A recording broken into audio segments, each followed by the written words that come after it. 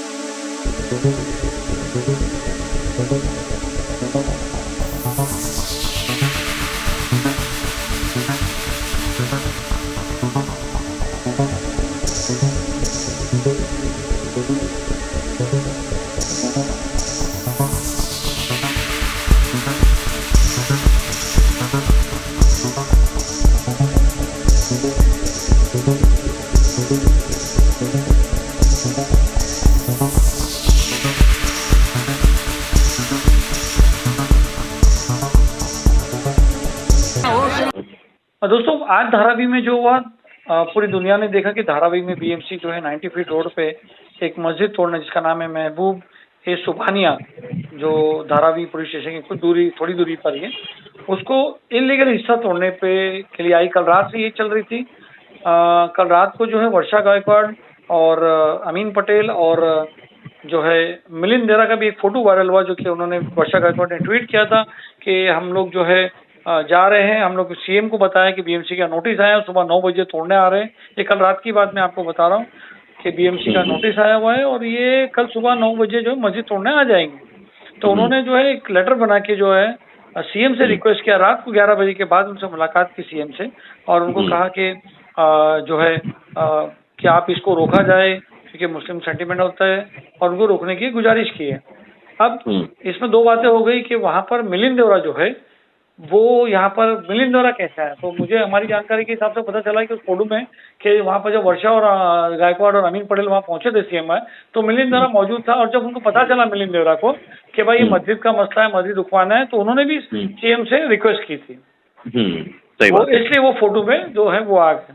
अब उसके बाद जो है रात को जो है पब्लिक वहाँ जमा होने लगी कि भाई सुबह में आने वाले, सोशल मीडिया पे जो है SMS फॉरवर्ड होने लगे कि भाई हमारी मस्जिदें तोड़ने आने वाले हैं सुबह में।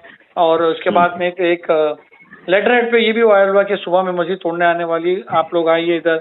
ये सारी जानकारी के बीच में आज सुबह से वहाँ पर गाड़ी पे पथराव की पूरा मीडिया चला रहा है कि मस्जिद पे मस्जिद वालों लोग ने, मुसलमानों ने वहाँ पर मस्जिद का डेमोलिशन, इलीगल डेमोलिशन रोकने के लिए पत्थरबाजी की। सारी बातें बताई जा रही है, सारी मीडिया में हर चीज आ रहा है। मगर कुछ बात ऐसी है जो लोगों को जानना चाहिए कि ये मस्जिद क्या है, कैसी है और क्यों ये सब आया है और कितने दिनों से ये आ रहा है। हमारे साथ एडवोकेट जैद साहब, जो हमारे साथ भी सुबह से फोन लाइन पे थे, और वो कल से भी इसको और पहले से भी इस मैटर में जानते हैं। जैद भाई, अस्सलाम वालेकुम। वालेकुम अस्सलाम। जैद भाई, जरा सा थोड़ा सा ये मस्जिद की हिस्ट्री बताएंगे? देखिए, ये मस्जिद भाई, मेरी आज एज है ना 45 ईयर्स है जी, और मैं 5 या 6 साल का रहा हूँगा, तब से मैं ये मस्जिद देख रहा हूँ वहाँ पर है। ये मस्जिद वही स्ट्रक्चर मौजूद था। पहले मस्जिद ग्राउंड+1 की थी, पहला माला था, उसमें आबादी थोड़ा कम थी, लोग कम जाते थे। धीरे धीरे वक्त के साथ में उसका 2 माला, 3 माला और अभी उसका 4 माला बना। ठीक है। मस्जिद बहुत ही खस्ता हालात में हो गई थी। वहाँ पे गटर का पानी जो बह के अंदर जाने की सिचुएशन हो गई थी, ऊपर से टपक रहा था, लोगों ने ऐसे बताया। धीरे धीरे वो रिपेयर हुई वक्त के साथ में, और अभी 2 साल पहले वो कंस्ट्रक्शन हुई है पूरी 4 माले की जो बनी है। और इलीगल कहा जाए, अगर कोई कहता है कि एनक्रोचमेंट किया गया है, तो एकदम गलत बात है। कोई मिसगाइड करने की कोशिश कर रहा है, और बीएमसी भी ये नहीं बोल सकती कि एनक्रोचमेंट है, क्योंकि उनके पास सारे दस्तावेज है जो उनको दिखाए गए हैं। पहले भी बीएमसी वर्ड आप एलोबरेट करेंगे सर? नहीं, देखो, एनक्रोचमेंट ऐसा होता है कि आप किसी खाली जगह को या किसी के घर के सामने जगह है या सड़क की जगह है, रास्ते की जगह है, उसको आप अपने अंदर यूज में ले लेते हो, दीवार खड़ी करके उसको अंदर ले लेते हो, इसको आप इंक्रोचमेंट बोल सकते जगह हो। कब्जा करते हो ये उसको बिल्कुल भी, encroachment हाँ, ये बिल्कुल भी इंक्रोचमेंट नहीं है। और इस पे सिर्फ और सिर्फ इल्जाम ये लगाया जा रहा है कि भाई बीएमसी का जो नॉर्म्स है जिसमें हाइट की लिमिट होती है वो हाइट की लिमिट ज्यादा हो गई है, तो इसको इंक्रोचमेंट बोल दे कोई, या कुछ लोग फिरका परस्त लोग लैंड जिहाद बोल करके आजकल नया वर्ड यूज कर लिए हैं हर जगह बदनाम करने के लिए मुसलमानों को। तो ये बहुत सरासर झूठ है, गलत बात है। कोई भी एक भी मतलब कोई आप बोलो 1 सेंटीमीटर भी जगह उसमें नाजायज किसी की नहीं ली गई है। तो ये मसला और ये कितने साल से आ रहा है? ये मसला अभी शुरू हुआ है भाई, 2 साल से शुरू हुआ है। क्यों शुरू इसके हुआ पहले, 2 साल से? इसके पीछे एक सोची समझी चाल है। कुछ लोग इलेक्शंस में फायदा लेना चाह रहे हैं, कुछ फिरका परस्त लोग हैं जो यहाँ पर हिंदू मुस्लिम की राजनीति कर रहे हैं। इसके पीछे वो लोग हैं, वो लोग जानबूझ करके बीएमसी को प्रेशर डाल रहे हैं, और उनके ऊपर जो नेता है जो या उनके ऊपर जिनके सरगना लोग हैं, जो उनको लग रहा है कि यहाँ पर हिंदू और मुस्लिम के बीच में टेंशन क्रिएट करके फायदा मिलेगा, वो इसका फायदा लेने की कोशिश में है। बीएमसी को भी पता है इसके अंदर इलीगल कुछ नहीं है, तो उनको एक पॉइंट मिल गया है। लेकिन अगर मैं बोलने जाऊं कि अगर आप हाइट के ऊपर ऑब्जेक्शन लेते हो तो आप एरियल व्यू देख लोगे धारावी का, तो कोई भी स्ट्रक्चर लीगल में नहीं बैठेगा, सभी इलीगल हो जाएंगे, और हर एक रहने वाला वहाँ रहवासी फिर बेघर हो जाएगा। कुछ चीज़ें होती हैं जो अंडरस्टैंडिंग में चलते रहती हैं, कानून के दायरे के बाहर होती हैं। अब ये मकसद ये इनका क्या है नहीं पता, क्योंकि अभी लेटेस्ट जो टेंडर निकला है अडानी के हाथ में आ गई हैं जगहें, ये डेवलप होंगी कुछ दिन में, हो सकता है वो मस्जिद को शहीद करके कहीं और शिफ्ट की जाए या कुछ भी हो। लेकिन फिलहाल इतना पीछे पड़ना, मतलब इसके पीछे कोई असामाजिक तत्व आप बोल सकते हो जो चाह रहे हैं कि यहाँ पे कुछ टेंशन क्रिएट हो, माहौल खराब हो, और उसका फायदा उनको मिल जाए इलेक्शन में। अच्छा, 2-4 बातें मकसद आपसे ये है। क्लियरेंस चाहिए कि आपको पता है कि मैटर कुछ कोर्ट में है ऐसा? क्योंकि देवेंद्र फडणवीस जी का प्रेस पे स्टेटमेंट आया हुआ है कि उन्होंने कहा कि कोर्ट का ऑर्डर था, जो डिसीजन लिया गया था वो अनऑथराइज जो कंस्ट्रक्शन है हुआ था उसको डैमेज करने की बात की गई थी, और इससे पहले भी बीएमसी ने ये अनऑथराइज कंस्ट्रक्शन हटाने के लिए मस्जिद के जिम्मेदारों से बात की थी। इसके बाद आज भी जो है बीएमसी की टीम के साथ उन्होंने 5-6 दिन में बात की थी, पर वो जो लास्ट टाइम उन्होंने वादा किया था तो नहीं किया था, उन्होंने कहा था कि ईद बाद हटाएंगे। ये एक प्रेस नहीं, कोट कर ये रहा है। ये काइंड ऑफ एक मिसगाइडिंग स्टेटमेंट है। और आपने जिस नेता का नाम लिया है, जिस मिनिस्टर का, उनको भी कहीं ना कहीं इस चीज़ से फायदा मिलेगा, ताकि कि वो दिखा सकते हैं कि भाई हम इनके खिलाफ ये कर रहे हैं, एक पर्टिकुलर कास्ट या जो है रिलीजन के खिलाफ हम ऐसा एक्शन ले रहे हैं, तो उनको वाहवाही लूटनी होगी। ये मिसगाइड कर रहे हैं। कोर्ट का भी ऐसा कुछ ऑर्डर नहीं था। बीएमसी का ये कहना है, एक दूसरे किसी मसले में बीएमसी कमिश्नर ने भी जानकारी ऐसे मिली है, डॉक्यूमेंट फिलहाल अवेलेबल नहीं है लेकिन हो जाएंगे इंशाल्लाह, कि बीएमसी कमिश्नर ने खुद अपना एफिडेविट फाइल किया था हाई कोर्ट में, ये कहते हुए कि भाई ये डीआरपी में चले गई है धारावी की जमीनें, तो इसमें हमको अथॉरिटी नहीं है कुछ एक्शन लेने का। लेकिन अभी बीएमसी का ये बोल्ड स्टेटमेंट था कि हमको ऊपर से बहुत प्रेशर है, इसीलिए हम कार्रवाई करने आए हैं। हाँ, और ये चल रही थी बातें।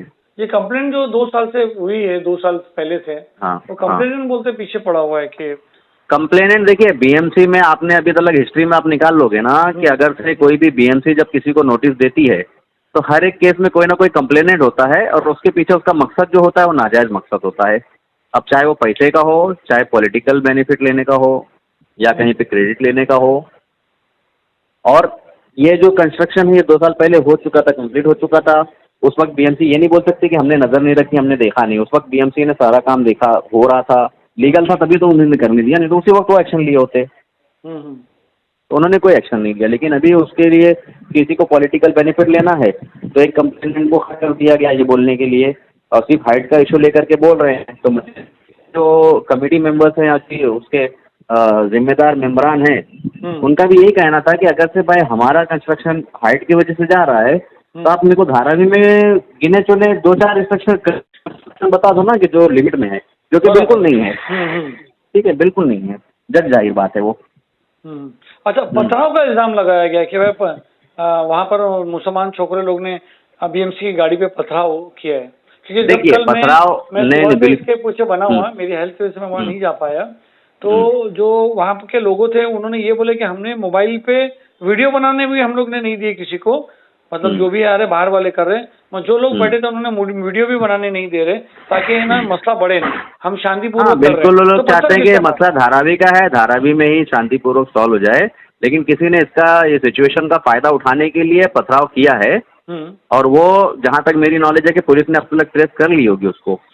नहीं तो क्योंकि जो लोग क्या बैठे हुआ था, मतलब कोई आपको लगता है कि कोई? नहीं, वहाँ पर नहीं, मुसलमान जो बैठे थे किसी ने भी, सबने सब एक दूसरे को ये बोल रहे थे कि भाई हम लोग एकदम शांतिपूर्वक यहाँ पे बैठे हैं, सिर्फ हमको ये बोलना है कि भाई हमारी मस्जिद नाजायज नहीं है, कोई भी जगह वहाँ पर इंक्रोचमेंट नहीं हुई है, आप क्यों ये तानाशाही वाला एक्शन कर रहे हो? अगर ये बोलते हो हाइट के लिए तो साहब पूरी धारावी पे कार्रवाई हो जाएगी।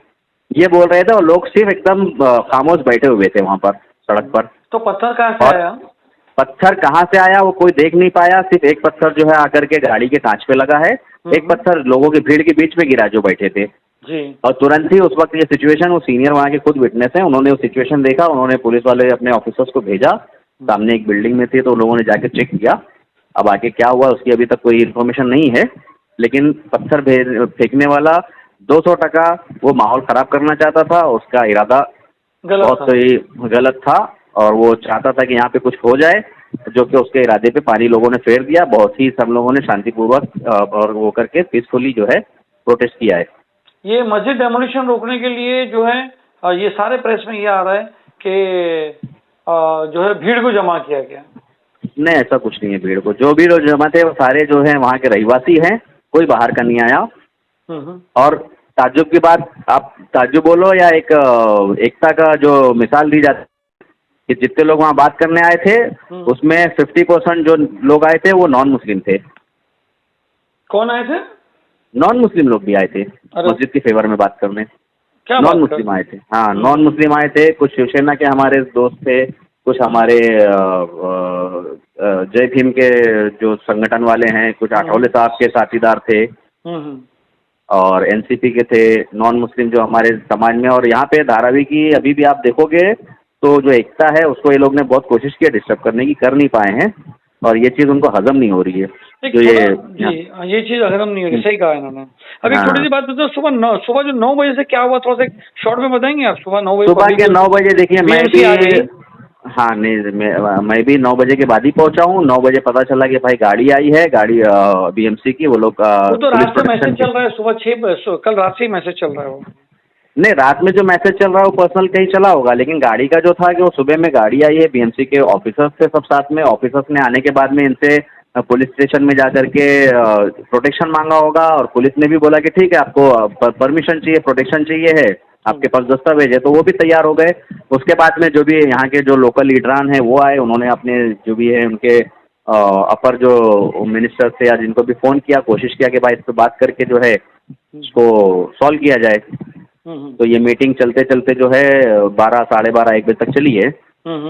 तो इसमें अभी ये इन्फॉर्मेशन ये भी है कि इसमें हमारे सीएम शिंदे साहब ने भी बोला कि नहीं इसको जो है ऐसे मत करो, माहौल नहीं ख़राब होना चाहिए। और अब वो आगे की मतलब एक्चुअल में क्या है वो नहीं पता है, लेकिन सब लोगों ने ही मिलजुल कर ही इस कार्रवाई को रोका है।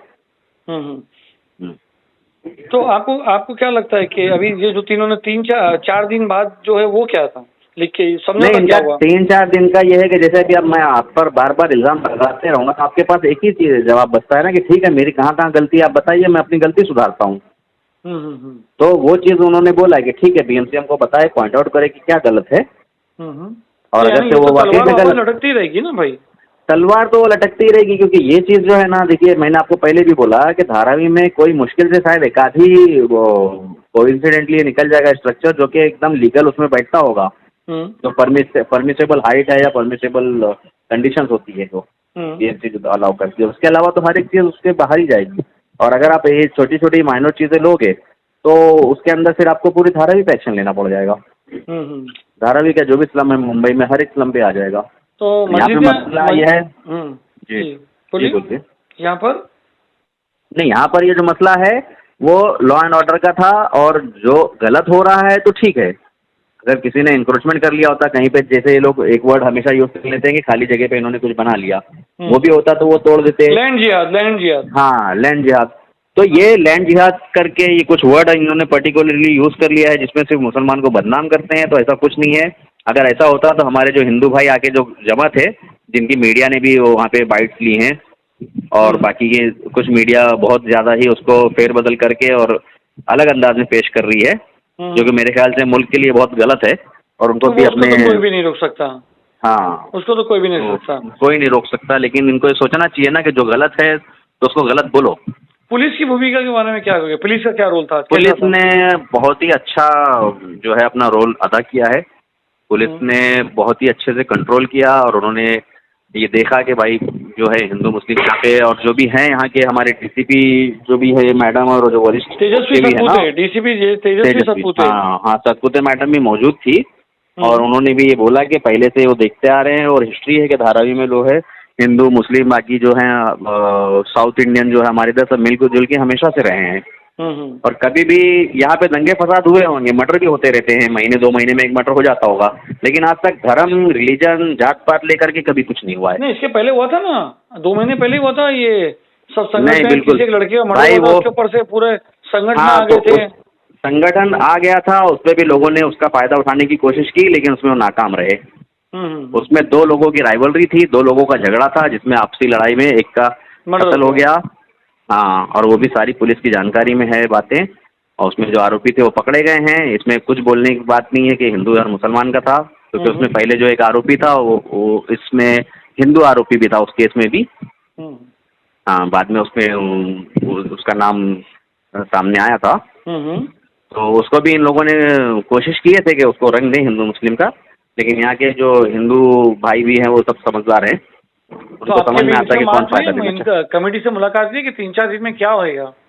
नहीं कमेटी से तो मेरी मुलाकात अभी नहीं हुई है, क्योंकि जब वहाँ पर ये बातें चल रही थी उसके बाद काफ़ी देर तक का लोगों को हटाना सब कुछ करना था, उस सब काम में सब लगे थे, तो अभी उनसे मुलाकात तो नहीं हुई है। अभी क्या है आगे का अपडेट, लेकिन जो भी है ये है कि अगर से उसमें कुछ गलत होगा तो कमेटी वाले ना भी नहीं बोल रहे हैं। अगर से आपको बीएमसी बोलेगी कि हाँ ये गलत है और जो भी मसला होगा तो उसका इंशाल्लाह हल। अगर हाइट की बात की जाए तो फिर गुम्बज और मीनार का प्रॉब्लम है।